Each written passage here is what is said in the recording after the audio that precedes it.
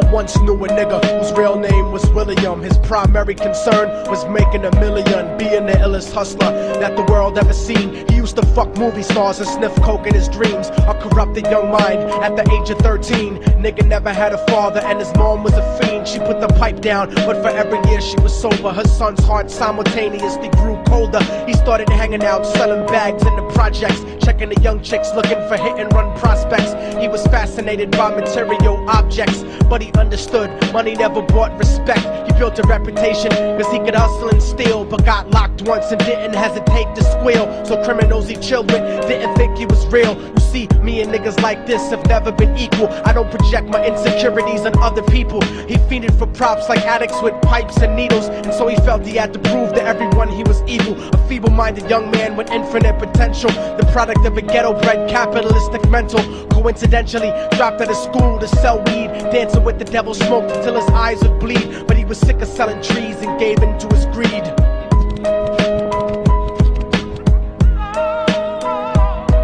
Everyone trying to be trife never face the consequences. You probably only did a month for minor offenses. Ask a nigga doing life if he had another chance. But then again, there's always the wicked that knew in advance. Dance forever with the devil on a cold cell block. But that's what happens when you rape, murder, and sell rock. Devils used to be gods, angels that fell from the top. There's no diversity because we're burning in the melting pot.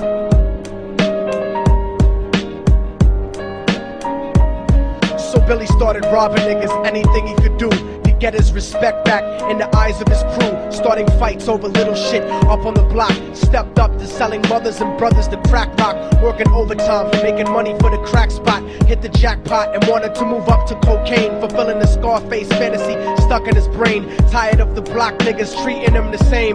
He wanted to be major like the cutthroats and the thugs. But when he tried to step to him, niggas showed him no love. They told him any motherfucking coward can sell drugs. Any bitch nigga with a gun can bust slugs.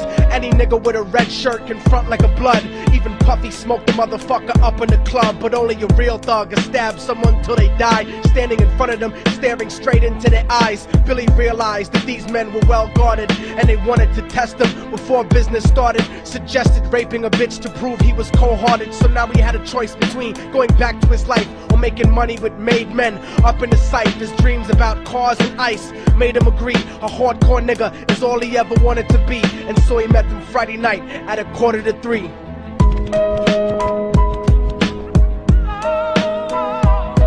Everyone trying to be trife never face the consequences. You probably only did a month for minor offenses. Ask a nigga doing life if he had another chance. But then again, there's always the wicked that knew in advance. Dance forever with the devil on a cold cell block. But that's what happens when you rape, murder, and sell rock. Devils used to be gods, angels that fell from the top. There's no diversity because we're burning in the melting pot.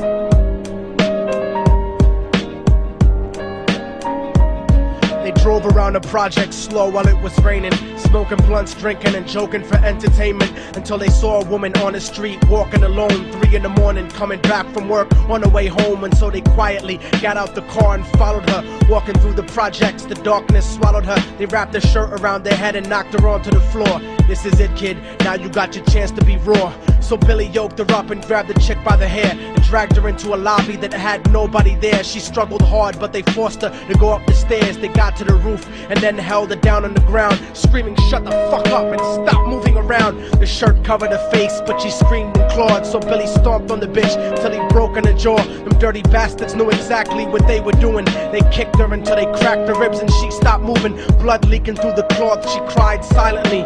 And then they all proceeded to rape her violently. Billy was made to go first, but each of them took a turn, ripping her up and choking her until her throat burned. Her broken jaw mumbled for God, but they weren't concerned. When they were done and she was lying bloody, broken and bruised, one of them niggas pulled out a brand new 22. They told him that she was a witness for what she'd gone through, and if he killed her, he was guaranteed a spot in the crew. He thought about it for a minute, she was practically dead, and so he leaned over and put the gun right to her head. I'm falling and I can't turn back.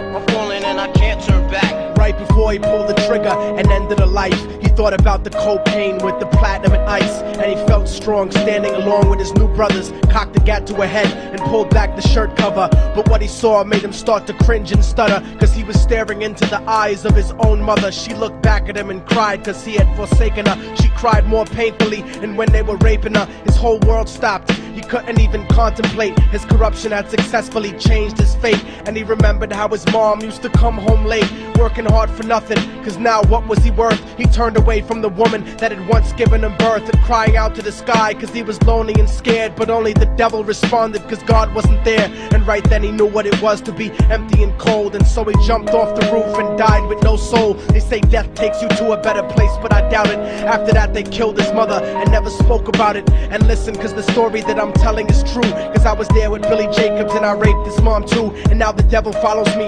everywhere that I go. In fact, I'm sure he's standing among one of you at my shows. In every street cipher listening to Little Thug's flow. He could be standing right next to you and you wouldn't know. The devil grows inside the hearts of the selfish and wicked. White, brown, yellow and black color is not restricted. You have a self-destructive destiny when you're inflicted. And you'll be one of God's children that fell from the top. There's no diversity because we're burning in the melting pot. So when the devil wants to dance with you, you better say never, because a dance with the devil might last you forever.